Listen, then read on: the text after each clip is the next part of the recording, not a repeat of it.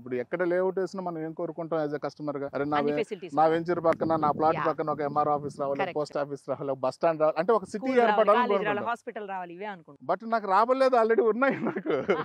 Already ఏవైతే ఉన్నాయో వాటికి దగ్గరలో నేను వెంచర్ వేసుకోవడం జరిగింది. బై గాడ్ గ్రేస్ మాకు ఇటువంటి ప్రాపర్టీని దొరకడం జరిగింది. మాకు అందుకే golden city golden city madam, really it's a golden city అండి. Yeah, ఎందుకంటే ఇక్కడ ఒక రకంగా చెప్పాలంటే ఇప్పుడు అపార్ట్మెంట్ కట్టుకోవచ్చు మేడం. మన పక్కనే చూడండి ఎంఆర్ఎఫ్ఓ అపార్ట్మెంట్స్ ఉన్నాయి, జ్యోతి సినిమా థియేటర్ ఉంది, కాలేజెస్ ఉన్నాయి, స్కూల్స్ ఉన్నాయి, 100 బెడ్ హాస్పిటల్ మేడం. రీసెంట్ గా 100 బెడ్ హాస్పిటల్ మనకు జస్ట్ ఒక 1/2 కిలోమీటర్ వాకబుల్ డిస్టెన్స్ లో, హైదరాబాద్ కూడా చాలా దగ్గర 30-35 మినిట్స్ లో హైదరాబాద్ నుంచి వచ్చేయచ్చు. సో ఇప్పటికిప్పుడు అపార్ట్మెంట్లు కట్టుకునేటువంటి ప్లేస్ అండి ఇది. ఇంకా ఇండిపెండెంట్ విల్లాస్ కానీ అసలు అల్టిమేట్ గా ప్లాన్ చేసుకోవచ్చు అండి. ఇన్వెస్ట్మెంట్ పర్పస్ లో రావాలి అనుకునే వాళ్ళకి ఏం సజెస్ట్ చేస్తారు మీరు? అంటే ఇన్వెస్ట్మెంట్ కోసం మాత్రమే ఉండొచ్చు, లేదంటే కట్టేసుకొని ఉండటానికి కూడా అవకాశం ఉండే అన్ని ఇప్పుడు రకాల? ఇన్వెస్టర్ అనేవాళ్ళు మనకు ఆలోచించేది మేడం, నేను పెట్టిన డబ్బులకి నాకు పెరగాలి రేట్. కరెక్ట్.